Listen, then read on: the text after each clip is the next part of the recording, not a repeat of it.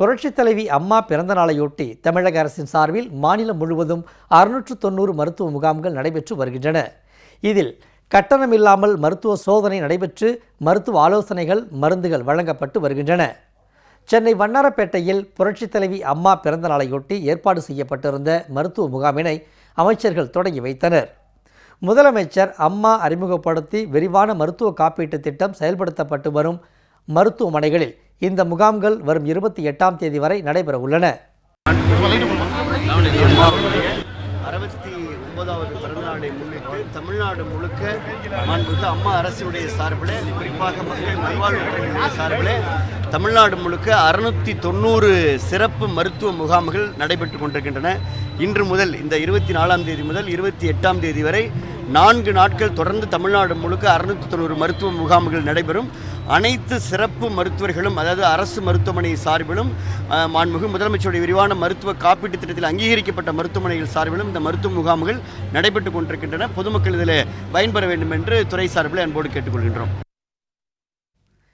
நிதியமைச்சர் திரு டி ஜெயக்குமார், சுகாதாரத்துறை அமைச்சர் டாக்டர் சி விஜயபாஸ்கர், வடசென்னை தெற்கு மாவட்ட கழக செயலாளர் திரு பாலகங்கா உள்ளிட்டோர் கலந்து கொண்டனர். இதனிடையே சென்னை ராயபுரத்தில் உள்ள RSRM மகப்பேறு மருத்துவமனையில் வடசென்னை தெற்கு மாவட்ட கழகம் சார்பில் இன்று பிறந்த 11 குழந்தைகளுக்கு தங்க மோதிரம் அணிவிக்கப்பட்டது.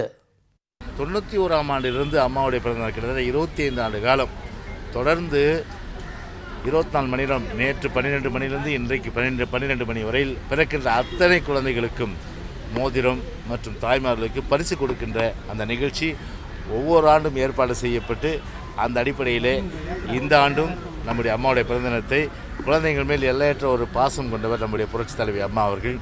எனவே அந்த குழந்தைகளுக்கு இன்றைக்கு அம்மாவுடைய பிறந்த தினத்திலே இன்றைக்கு மோதிரம் அணிவிக்கப்பட்டது என்று தெரிவித்துக் கொள்கின்றேன். சென்னை அரசு பொது மருத்துவமனையில் வடசென்னை தெற்கு மாவட்ட கழகம் சார்பில் தொடர் அன்னதான நிகழ்ச்சிக்கு ஏற்பாடு செய்யப்பட்டுள்ளது. மருத்துவமனைக்கு வரும் ஏழை எளிய மக்களுக்கு அறுசுவை உணவு வழங்கப்பட்டு வருகிறது.